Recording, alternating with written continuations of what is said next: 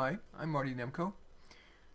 We've come to a place where white male is a term used only derogatorily. Like, white males are the beneficiary of privilege, unearned privilege, oppressor of women and people of color, perpetrators of havoc from Hitler to Kavanaugh. White males aren't even allowed to defend themselves, even to assert the obvious truth that white males don't have a monopoly on evil. To attempt defense risks greater epithets. You're clueless, you're elitist, you're sexist, or worst of all, you're racist.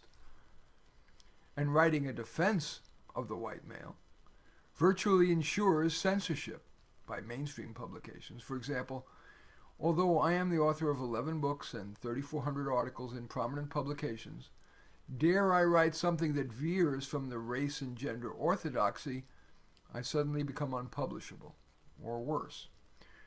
Just one of a number of examples I could give you. When I was a columnist at a respected magazine, my editor asked me to write a column on which gender has it better. I wrote the column, concluding that women do.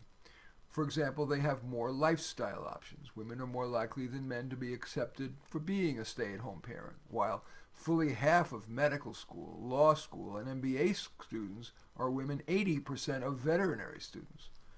My column also pointed out that when apples are compared with apples, for example, surgeons with surgeons, not pediatricians with surgeons, there is essentially no pay gap.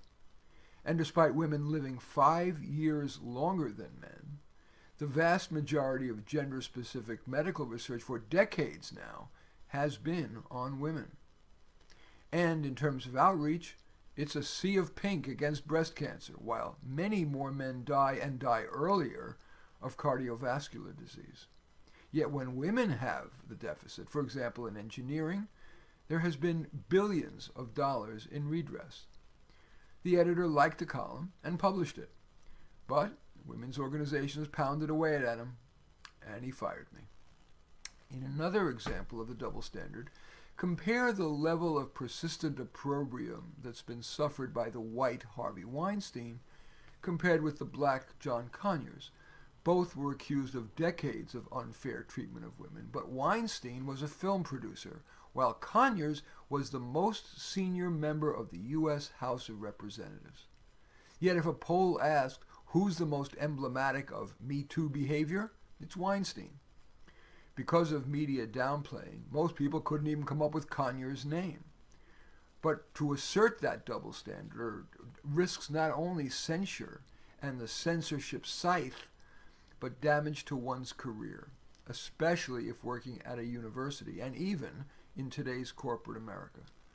Today's McCarthyism from the left dwarfs the rightist McCarthyism that the left continues to harp on 75 years later. Some men have tried to speak up.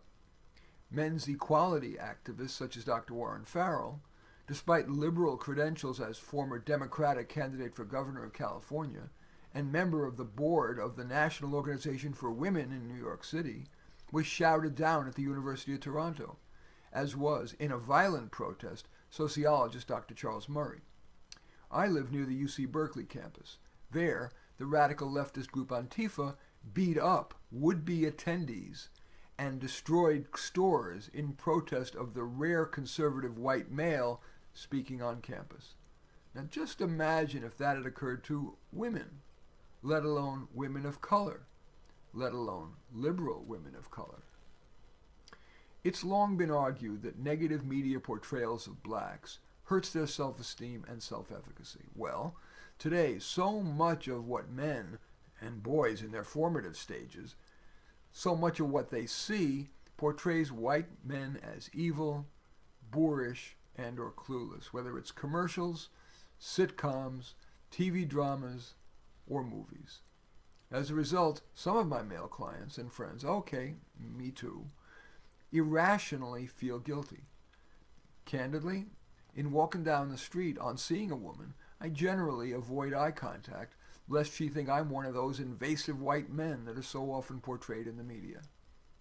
Thus, it seems appropriate at this point in history to remind ourselves of how much white men have contributed to society.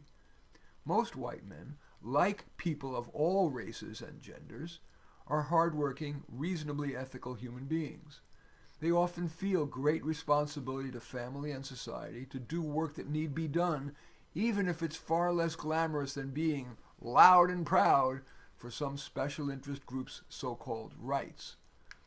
No less than lesbian activist and Bernie Sanders supporter Camille Paglia wrote, quote, "If civilization had been left in female hands, we would still be living in grass huts." After all, how many women want to build concrete foundations, fix sewers, or rid homes of rats? How much of the room in which you're watching this was created by men? And beyond the everyman, white men have inspired us, from Socrates to Shakespeare to Spielberg. White men have healed us, penicillin to polio vaccine. White male Abraham Lincoln ended slavery. White male Churchill saved the world from Nazism. White men invented the telephone, the TV, the computer, and the internet, and were core to the invention of Google search and the iPhone. White men even created breakthrough women's reproductive health products, the tampon, invented by Earl Haas, the birth control pill, invented by Gregory Pincus and Carl Djerassi, and white males invented in vitro fertilization, John Leeton and Alan Tronson. Far fewer people have heard of them than, for example, Pocahontas, Florence Nightingale, Betsy Ross, Harriet Tubman, and Sally Ride, let alone Kim Kardashian, Oprah Winfrey, or Lady Gaga. We speak of polarization as between liberals and conservatives, but perhaps a larger and certainly faster growing divide is between white males and everyone else.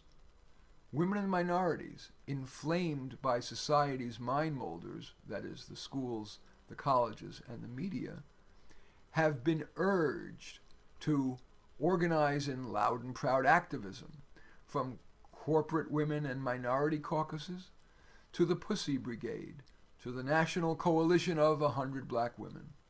Meanwhile, men's organizations, including even public service organizations such as Rotary and Kiwanis, have been ridiculed or pressured into being mixed gender, while their female equivalents, for example Seroptimists, and new ones such as The Wing, are allowed to exclude men. And dare someone today attempt to create a male-only, let alone white male-only organization, he would be assailed as racist and sexist, downright Neanderthal. But many white men feel unfairly attacked, denied jobs and university slots despite their merit, and quietly are not just dispirited, but angry. Ironically, this is making them less likely to do what feminists heretofore have wanted them to: champion women. And whether in the workplace or in relationships, increasing numbers of men are minimizing interactions with women, polite but distant. Just maybe that's what some feminist leaders wanted all along. Thank you for watching. I'm Marty Nemko.